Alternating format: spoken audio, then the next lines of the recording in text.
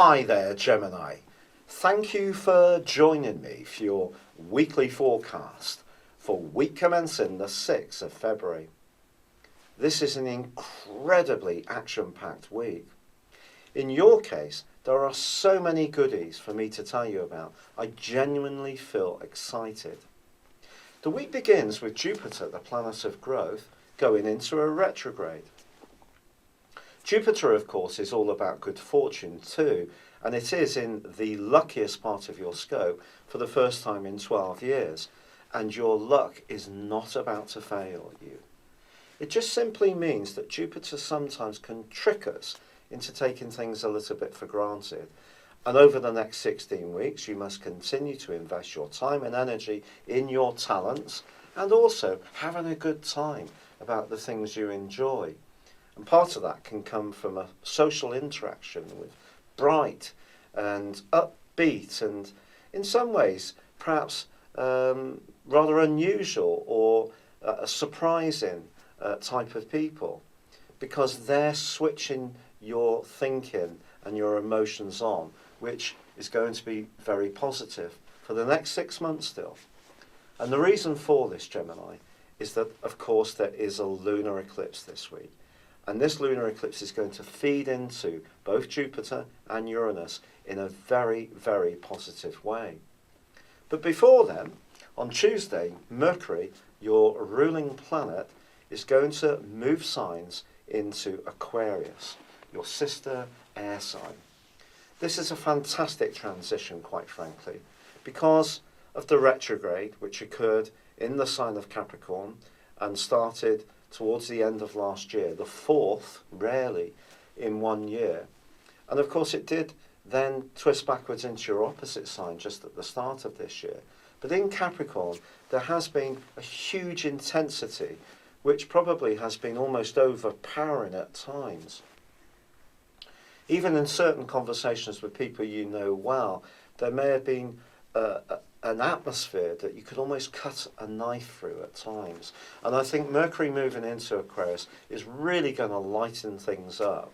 It's also going to see you much more inquisitive about travel, higher education, meeting new people, starting more adventurous activities, getting fitter, being more physically active. But of course, Mercury is very much a mental influence, but it does also rule our nervous system, so it's going to give you more get up and go. But it's the Sun's influence already in Aquarius, and that's still continuing to pulsate out the new moon, which occurred 2 weeks ago. So you can still surf that in a very positive manner. So I feel that your thinking and your physical activity are going to come together in a much more action-oriented way, which is going to be delightful. Which brings us through to this lunar eclipse, which occurs in the sign of Leo.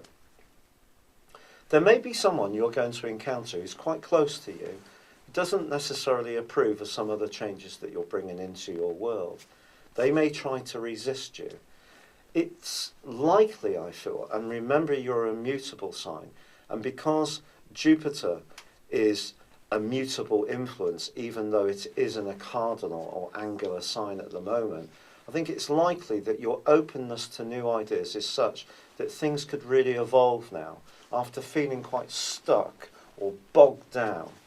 And that evolution can see you just letting go and being much more open to new possibilities. So things can be very, very fluid. Someone close to you may find that challenging. If you suddenly want to do some new things, they would prefer the status quo to be maintained. But it's going to be hugely stimulating for you.